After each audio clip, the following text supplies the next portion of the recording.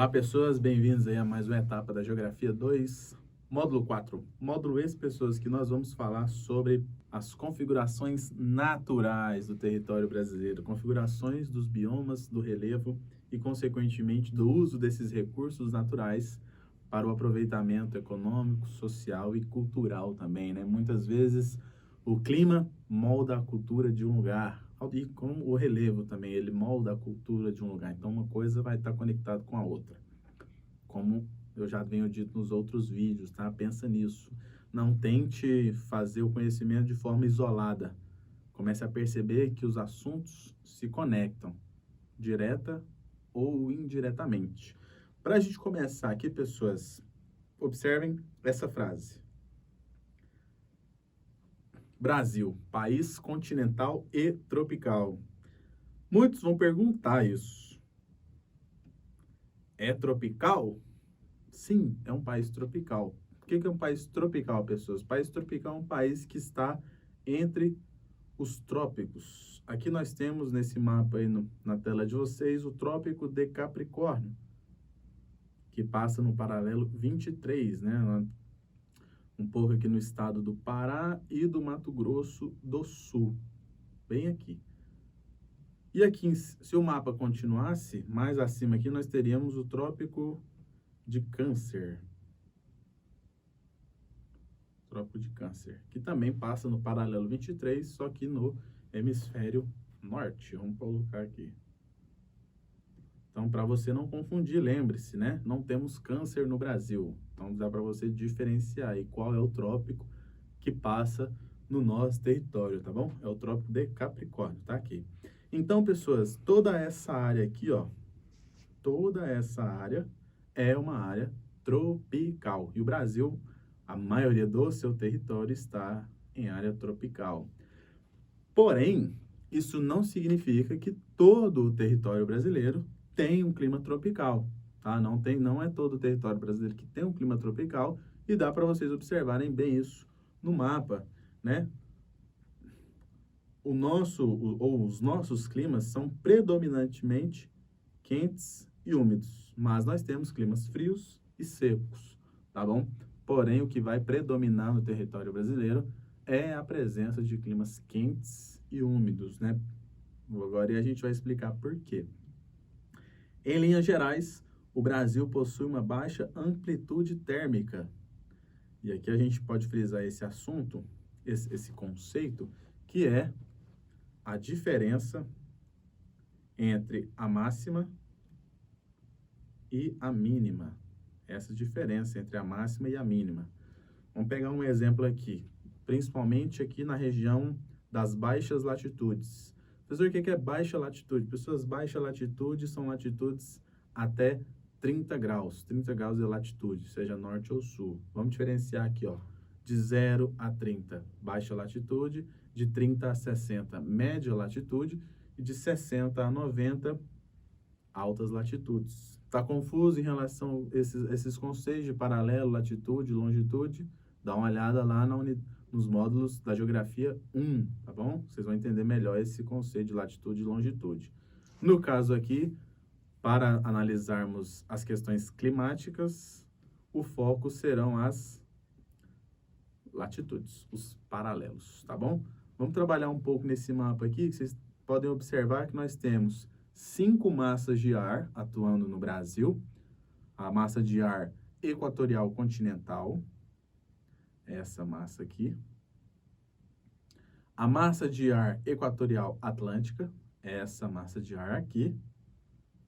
A massa de ar tropical atlântica, que é uma massa que vem dos trópicos do Oceano Atlântico, essa massa aqui. A massa de ar, a massa tropical continental. E a massa polar, obviamente, que vem do oceano, né, dos polos. Ela atua por esses cantos do Brasil. Vocês estão percebendo que dessas 5 massas de ar, 2 são continentais, ou seja, 2 se originam no continente, né, que é a massa equatorial continental e a massa tropical continental, e 3 se originam no oceano. Então, teoricamente, essas três massas que se originam no oceano, elas são úmidas, porque pegam a umidade do oceano. E essas outras duas são massas de ar secas, porque se originam no continente, certo? Não, não está certa essa frase. Somente uma massa de ar brasileira é seca, que é a massa tropical continental, essa aqui. Essa aqui. Uai, professor, e a massa equatorial continental, ela não é seca? Não, pessoas, ela não é seca por conta deste pedaço brasileiro aqui, deste pedaço. O que que tem nesse pedaço aqui, meus amigos? A floresta amazônica. A floresta amazônica é uma grande produtora de rios, chamados rios voadores. Esses rios, eles são formados pela evapotranspiração das árvores, certo? E esse vapor que as árvores soltam formam grandes nuvens. E essa massa de ar equatorial, ela leva esses rios para outras localidades do Brasil. Então, vocês estão vendo a importância da floresta amazônica para todo o território nacional. Não só para a Amazônia, mas também para o nosso território nacional. Por quê? São os rios voadores produzidos aqui na floresta amazônica esses rios voadores que vão abastecer os regimes hídricos da região sul e sudeste e um pouco da região centro-oeste. Outra massa de ar que tem grande interferência no território brasileiro, pessoas, é essa aqui, ó. A massa polar atlântica é uma massa fria que atinge principalmente a região sul do país e o litoral brasileiro. E em uma determinada época do ano, essa massa de ar, ela chega até o estado do Amazonas. É o que nós chamamos de friagem. Isso acontece no inverno brasileiro, que é em junho, julho. Esse inverno, a friagem acontece em junho, fazendo com que algumas temperaturas na região norte caiam até 10 graus, tá bom? Então, você tem uma média de temperatura de 25, 26 graus na Amazônia, Rondônia, Mato Grosso, norte do Mato Grosso, etc., né? Em alguns momentos, durante essa friagem, tem regiões que atingem 14, 15, 16 graus. É frio? Para eles, sim. Para o pessoal do norte, sim. Ok? Vamos aqui, além dessas 5 massas de ar, ainda explorando esse mapa, espero que vocês consigam entender esses rabiscos, mas me acompanhem, tá? Acompanhem o raciocínio. Temos 5 tipos climáticos principais: clima equatorial, clima tropical litorâneo, tropical úmido e subtropical. Ou seja, nós temos 5 tipos climáticos que podem ser divididos em 3 grandes grupos: os climas equatoriais, os climas tropicais e os climas subtropicais. Pronto, é isso. O que você precisa diferenciar? Onde ocorrem esses climas e as características desses climas. Um exemplo, o clima equatorial. O nome já fala, né, pessoas? Equatorial, Equador.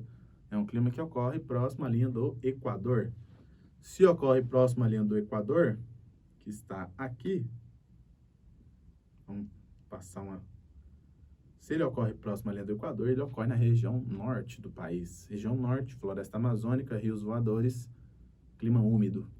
Né? Um clima que tem uma grande pluviosidade, né, durante o ano inteiro, podendo atingir, em alguns casos, até 2.500 milímetros por ano, anualmente. Clima tropical é o clima dessa região amarela, tropical úmido. Um clima tropical equatorial, mas às vezes é um pouco de um clima seco.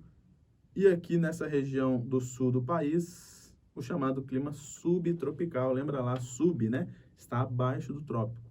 Se está abaixo dos trópicos, não é uma região tropical. É o que a gente chama de região temperada ou região subtropical, certinho? Aqui no Brasil. Continuando. Vamos falar aqui sobre a amplitude térmica, a diferença entre máxima e mínima, ou mínima e máxima. No geral, pessoas, principalmente aqui na região norte do Brasil, nós temos uma baixa amplitude térmica, né? Em linhas gerais, por ser um clima quente e úmido o ano inteiro, você tem uma baixa variação de temperatura, a não ser durante a época da friagem, tá bom? Aqui na região centro-oeste, parte da região sudeste e um pouco da região nordeste, onde temos a ocorrência do clima tropical, é onde nós teremos a grande variação da amplitude térmica, né? Se vocês pegarem Goiânia, Cuiabá, Brasília e outras grandes cidades da região centro-oeste, vocês podem ver que a diferença entre a máxima e a mínima dessas grandes cidades e também de quase todos os seus estados é muito grande, né? Por exemplo, pega a previsão do tempo aí de Cuiabá no mês de agosto, ou a previsão do tempo de Goiânia no mês de julho, principalmente Goiânia. Você vai ter um início de manhã, né, o início do dia 16, 17 graus, e atingindo um pico aí de quase 35 graus. Isso é uma amplitude térmica muito grande. Por que isso acontece? Porque a massa de ar que atua aqui, principalmente aqui nessa região de vermelho, na região centro-oeste, é uma massa de ar seca, né? Se é uma massa de ar seca, produz pouca umidade. Se produz pouca umidade, tem muito calor e tem uma grande diferença de temperatura entre mínima e máxima. Aqui um pouco de como os ventos são formados para a região brasileira, né? Os ventos alísios, o que a gente chama aqui no hemisfério norte. Esses ventos, eles sopram de nordeste para sudeste. No hemisfério sul é o contrário, é de sudeste para noroeste. É o contrário, é justamente o contrário. Qual que é o efeito desse contrário aí, pessoas? É o efeito Coriolis, um cientista que descobriu esse efeito que alguns fenômenos atmosféricos que ocorrem no hemisfério norte ocorrem de forma contrária no hemisfério sul, que é um exemplo, as estações do ano, né? No momento em que no hemisfério sul é verão, no hemisfério norte é inverno. No momento que no hemisfério norte é primavera, no hemisfério sul é outono e vice-versa. Então, esse efeito Coriolis faz com que a gente entenda que muitos fenômenos que acontecem de uma forma no hemisfério norte vão acontecer de uma forma totalmente contrária no hemisfério sul, tá? Principalmente aqui na região tropical, próxima à linha do Equador. Vamos aqui a alguns dados das regiões brasileiras. Por exemplo, no centro-oeste e no sudeste, nós temos verões muito quentes e chuvas intensas. Geralmente o verão no Brasil, né, como vocês sabem, o verão brasileiro vai de dezembro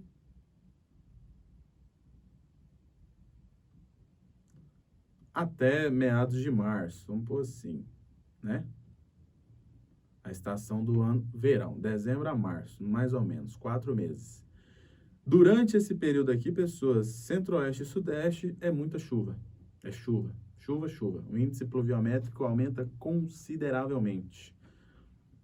Tem até a música, né? São as águas de março fechando o verão. Música feita por Tom Jobim e Vinícius de Moraes.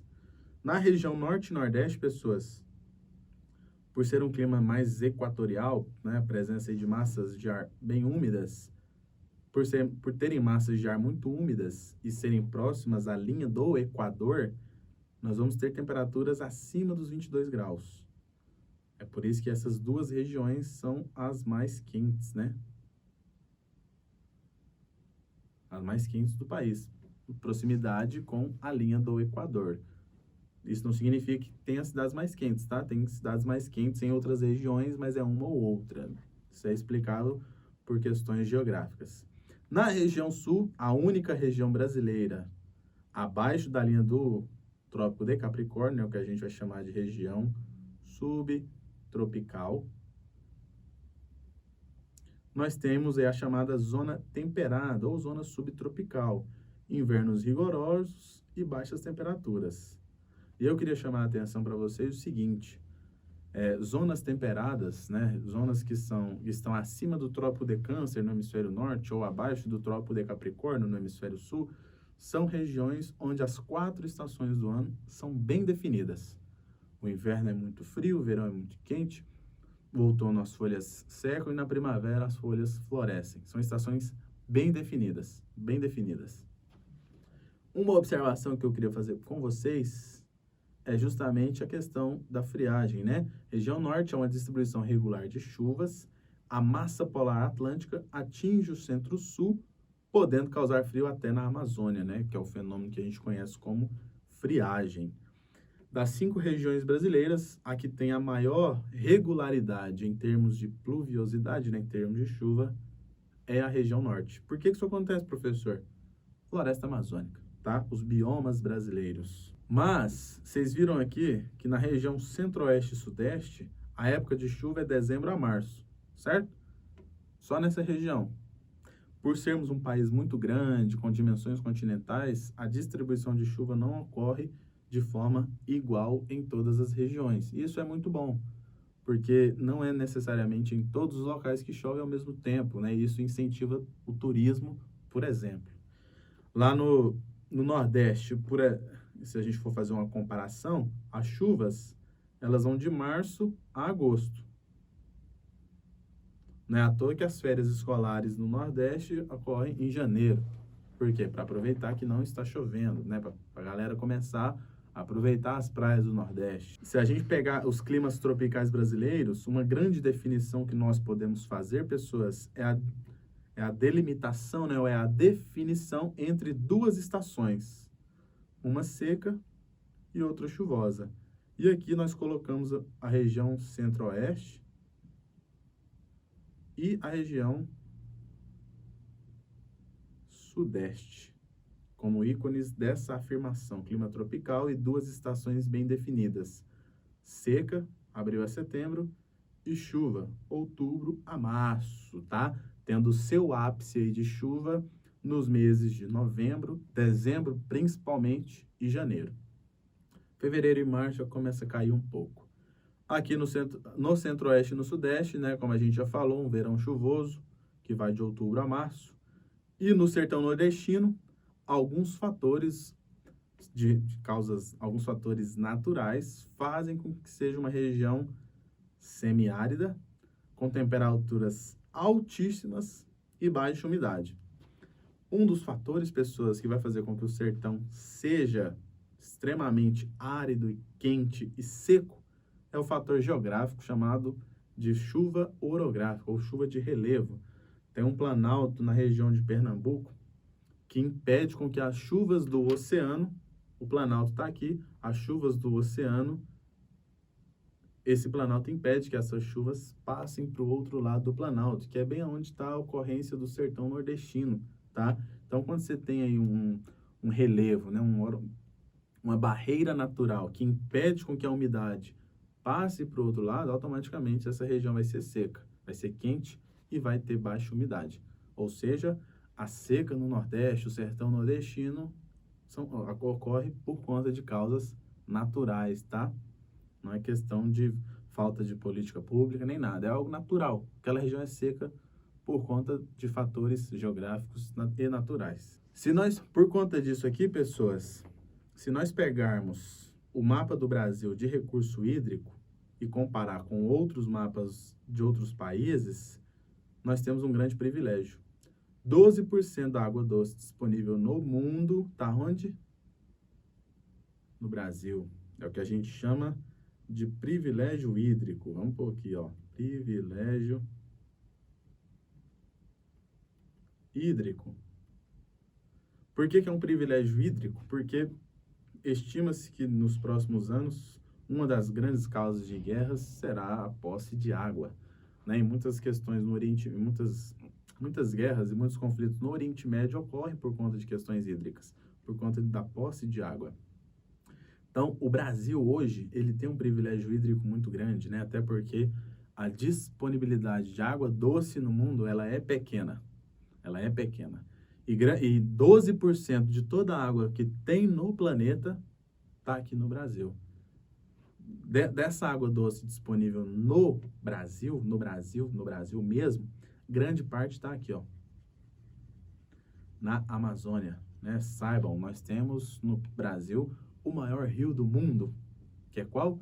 Rio Amazonas.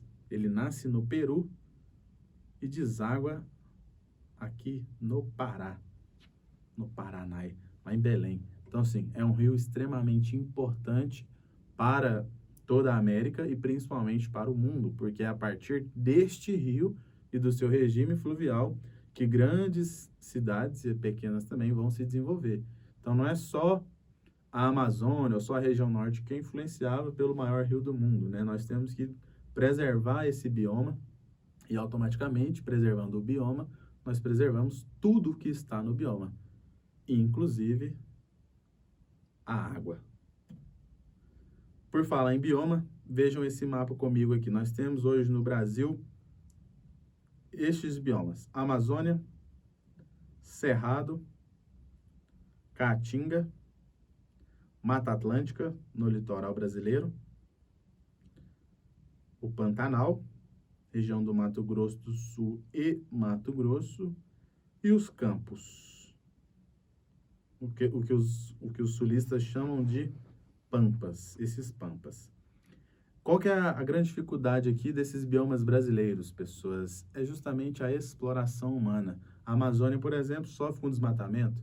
O Cerrado sofre com a expansão da fronteira agrícola. A Mata Atlântica sofreu com a extração do pau-brasil, né, mais de 500 anos atrás. A Caatinga sofre porque a população que vive na Caatinga precisa muito dos recursos oferecidos pelo bioma. E aí, com a baixa renovação natural e a alta utilização humana, a balança fica desequilibrada.